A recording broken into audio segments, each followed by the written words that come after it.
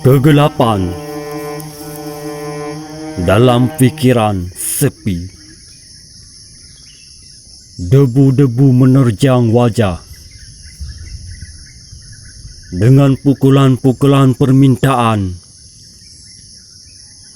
Bidik kosong yang menepi, dilepaskan tali.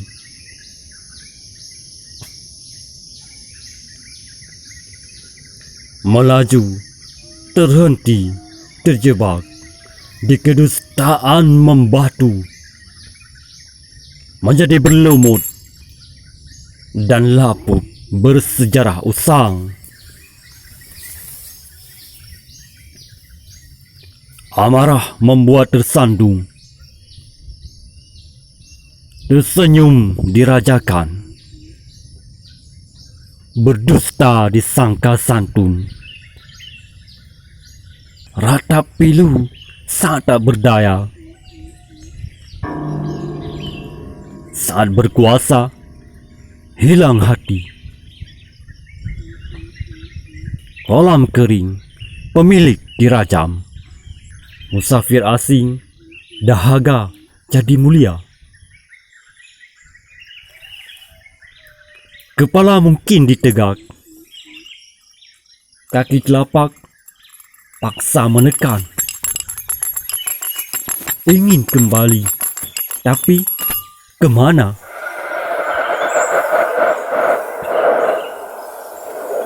Sesabar daun-daun kering, terhempas, menjadi lunak, pasrah, tak salahkan angin. Obligasi cinta itu juga akan berlalu, ditinggal sepi. Di atas pelupuk mata, biduk kembali di kayu, berjalan kembali, asin.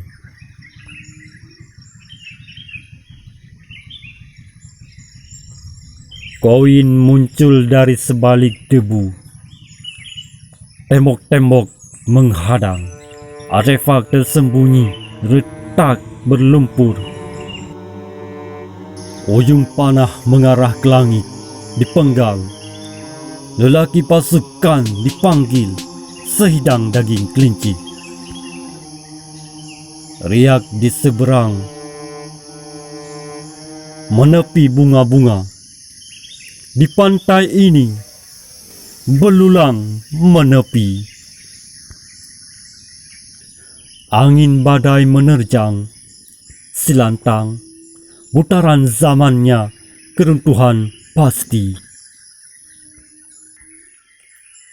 Yang hilang bersatu, sesujud sufi-sufi, rerumputan terbentang menjadi masjidi.